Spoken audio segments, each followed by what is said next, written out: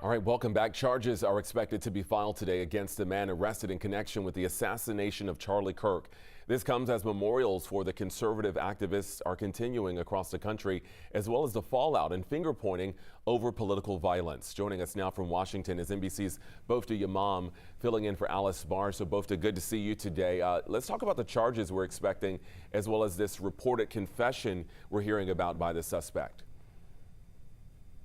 That's right. Good morning, Jonathan. Formal charges including aggravated murder and obstruction of justice are expected to be filed today within hours against the suspect, 22-year-old Tyler Robinson, in connection with the attack on conservative influencer Charlie Kirk. And according to new reporting by the Washington Post, Robinson appeared to confess in an online chat shortly before turning himself in, writing, "Hey guys, I have bad news for you all. It was me at UVU yesterday. I'm sorry for all of this."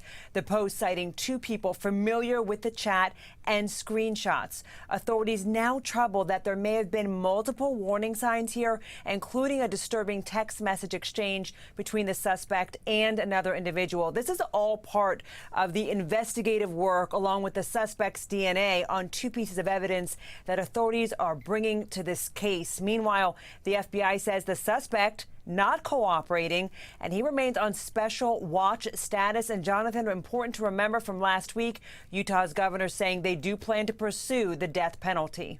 Well, Bofta, we know also something we've talked about just a bit earlier. Several employers have fired people for their comments about Charlie Kirk's assassination, including some here in Metro Atlanta, really bringing the free speech debate back into the spotlight. What more can you tell us?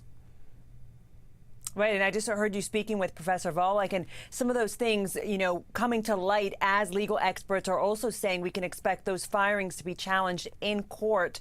Many concerned, Jonathan, not just about the firings, but the speed of the firings since Kirk's assassination. We're talking just within the past several days. Some employers fired or suspended people for their posts about Kirk. This includes teachers, commercial pilots, doctors, and even NFL staff. Secretary of State Marco Rubio floated the idea of revoking critics' visas, and two defense officials telling NBC News that Secretary Pete Hegseth has directed his staff to look for posts from service members. As for social media, people who've criticized Kirk are being called out this week. Their names, photos widely circulated, and one post about an Army officer who allegedly shared direct quotes from Kirk has been viewed, get this, more than 7 million times. That number probably far up there this morning, even beyond that 7 million, Jonathan. Yeah, we're hearing from a lot of federal officials, as you mentioned, both. Anything from the president about